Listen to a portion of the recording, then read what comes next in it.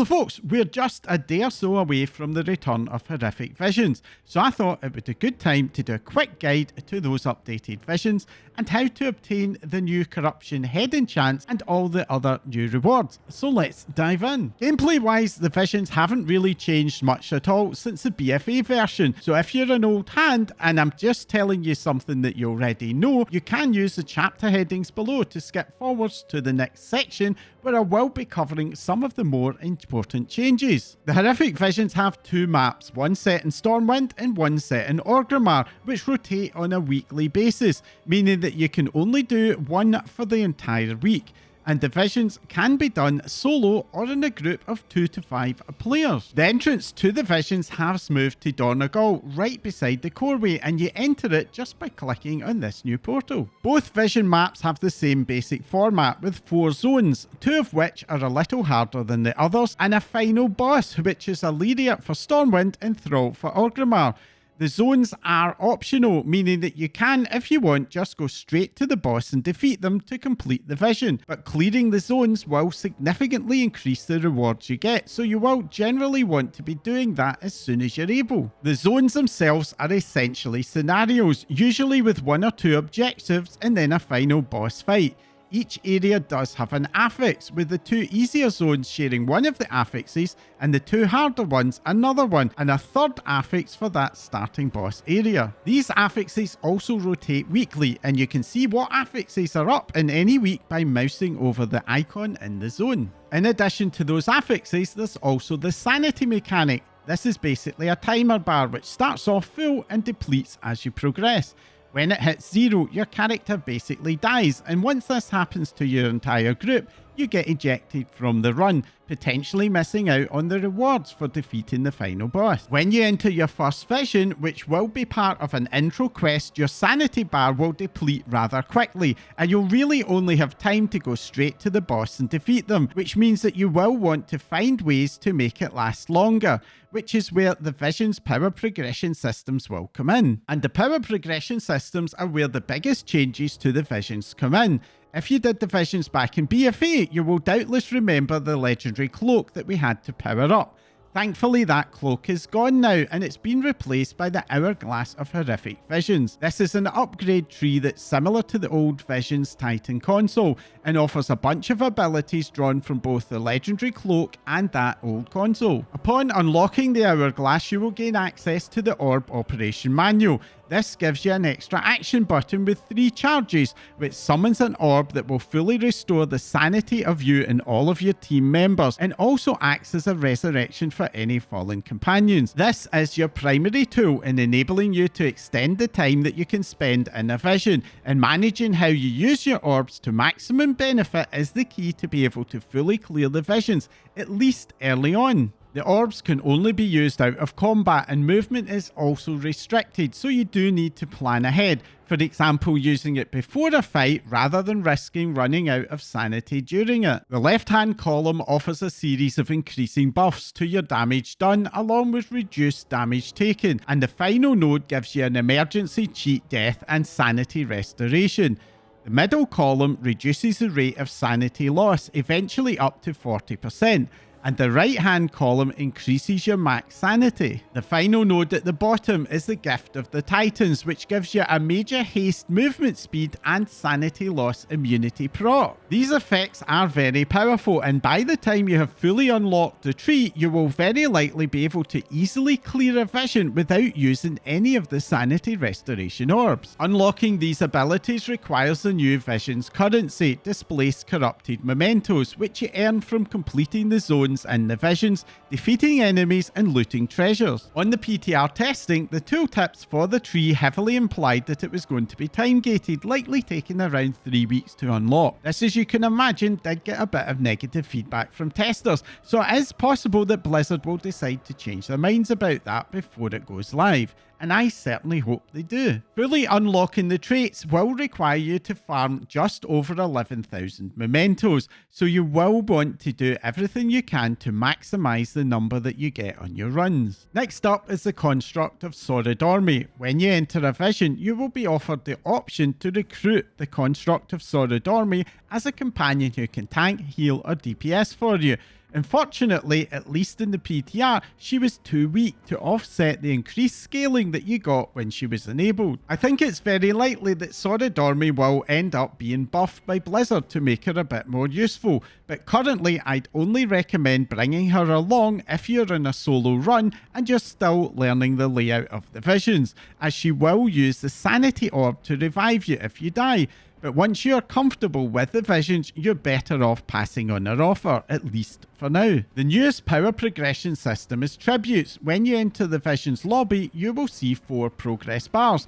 As these bars fill up, they will progressively unlock some additional benefits for you. All of these benefits will be quite familiar if they did the visions back in BFA, as they're basically based in some of the traits from the old Titan console that were not included in the Hourglass. Vision Hunter grants increased movement speed and haste when you defeat enemies and is earned by just killing N'Zoth's minions in the visions. Elite Extermination restores sanity whenever you defeat an elite, and you earn that by defeating the elite N'Zoth minions. Experimental Destabilization buffs your damage done and reduces damage taken whenever you're above 50% sanity, and you earn that by killing the end of zone bosses. And Tribute of Clear Sight progressively unlocks the ability to see treasure chests in the vision, and that is earned by collection, potions and crystals. The first 3 of these tributes you'll basically rank up passively and you don't really need to think about them, but the final one does require a little bit more effort.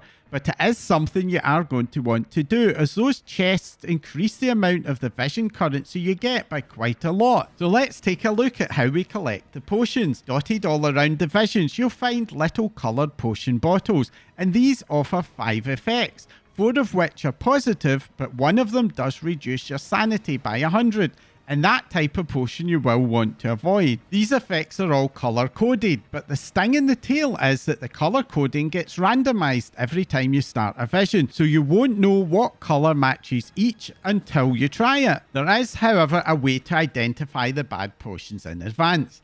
These potions will always appear in the starting area. In Stormwind, there will be one near Morgan Peso along with a note, and in Orgrimmar, it's in the second hut on the left from where you start, where you'll find a Voidbound Ravager and a note as well. Just check the colour of these potions and then avoid that colour for the remainder of the run. In addition to the potions, each zone will also have a little odd crystal.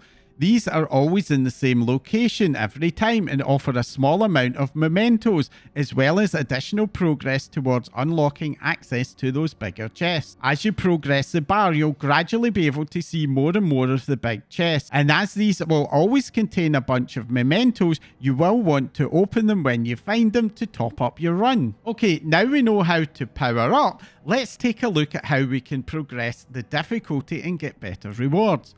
When you complete a full clear of a vision for the first time, you will receive the Faceless Mask of the Long Night, the first of 8 Faceless Masks that you can collect. The Faceless Masks allow you to further increase the difficulty of your vision runs in return for far better rewards. Once you collect a mask, you can optionally activate it for a vision run, and this will add an affix to the run along with a 25% increase to enemy health and damage done, but you'll also get 20% more mementos. And you're not limited to using just one mask in your run. You can select any number and any combination of the masks that you've collected up to a maximum of 8. The Mask of the Long Night reduces sanity by 50%. The Mask of the Burned Bridge leaves a trail of void pools behind you. Daredevil increases sanity damage for NPCs by 400%. Pain causes zones to have 2 zone affixes instead of 1. Dark Imagination causes NPCs to spawn and attack you whenever you're below 50% sanity. Vengeance is effectively bolstering and adds a 15% damage increase to any nearby enemies whenever you kill an NPC. Nemesis causes an elite to spawn every 25 kills in a vision. And Multitude increases the total number of enemies in your run. After you collect your first mask, the next 4 masks you get you earn by clearing the harder zones in a vision with 1 mask active. As a quick tip, the Mask of the Burned Bridge is by far the easiest mask to use in a one mask run. The Mask of Vengeance requires you to defeat a group of vengeful void speakers who hang out between the Trade District and Old Town in Stormwind. Nemesis requires you to defeat Hogger in Stormwind Vision by clicking on his wanted poster near the entrance to the Mage Quarter, and then Gammon by clicking on his axe in the inn in Orgrimmar. And Multitude requires you to clear a vision with 3 masks active. Now, if you're looking to progress up the difficulty of the vision, this is the recommended order that you want to start using the mask. The main reward that I think most people will be wanting is the new Corruption Enchants. Those of you who did BFA's 8.3 will remember the corruption system. Now, I'm not going to dive into that here, other than to say that these new Corruption Enchants is a much watered down form. Firstly, as a head enchant, you can only use one, and the enchants that are available are a lot weaker than the BFA versions. Another thing to be aware of is that these enchants will only work for the remainder of Season 2. Once Season 3 launches, they are going to be turned off completely. Once you unlock the vision, you'll get a quest which will require you to earn 500 mementos and 8 black blood residue.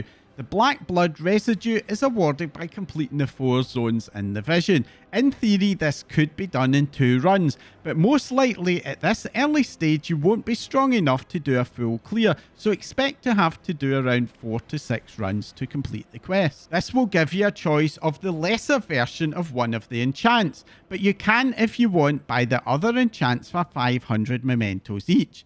Given that mementos are a scarce resource, I recommend that you choose very carefully. At the time of recording, Blizzard have been doing a lot of retuning of the enchants, bringing them to be within about 1% of each other, meaning that most likely the best enchant for you will depend on your specialisation. Once you've earned the lesser enchant, you'll be given a second quest, which will require 1000 mementos and 8 black blood coagulate.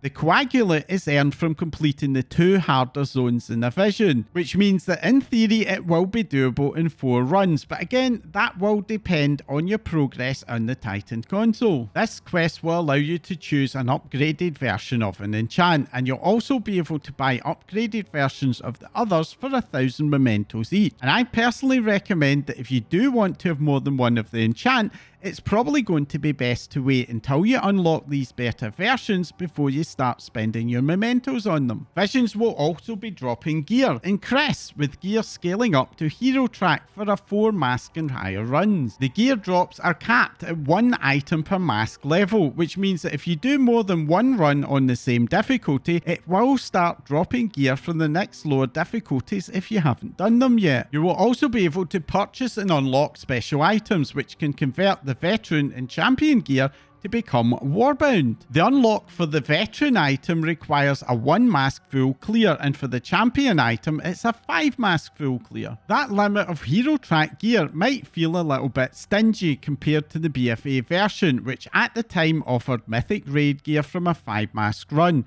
But this version of Visions, at least in the PTR, feels like it's been a fair bit easier than the BFA equivalent, though I'm not sure a solo 8 mask run will feel easier than a Mythic +9. And finally, there's the Cosmetic Rewards. Once you've spent all of the mementos you can on the upgrade tracks, there's a vendor, and this has a ton of cosmetics to buy. Highlights include 2 mounts, the Corruption of the Aspects for 40,000 mementos, and the Wicked Swarmer, which was the BFA mount for 20,000 mementos. And there's also 2 backpacks. The Bronze Dragon Scale backpack costs 5,000 mementos, and the BFE era's Black Dragon Scale backpack is also back at 2,000 mementos.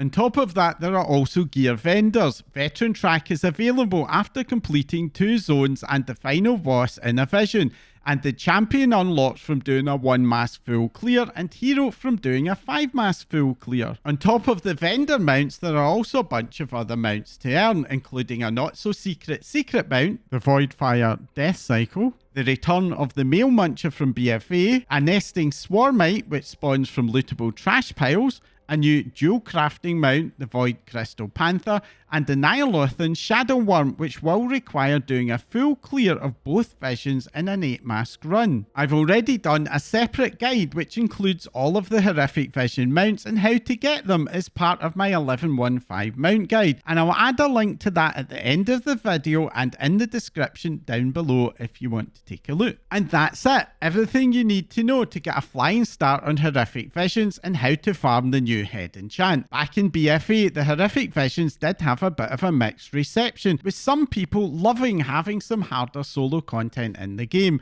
but many others hated the way that you were forced to do them to rank up the legendary cloak. Thankfully this time around we don't have to contend with that cloak, and that should give the gameplay a chance to shine a bit more. But what about all of you? Are you looking forwards to getting into the new visions, or does its return just make your heart sink? Sound off in the comments down below, along with any tips and tricks that you think could help make them a bit easier for all of us. If you found this guide helpful, entertaining, or even just plain annoying, then do let me know by hitting that like icon. And if you want to support my channel to grow and help me make more of these videos along with my other content, then do hit that subscribe button right now before you forget. And if you don't want to miss out whenever I release a new video, then as well as subscribing, you can also follow me in social media. My links are in the description down below as well.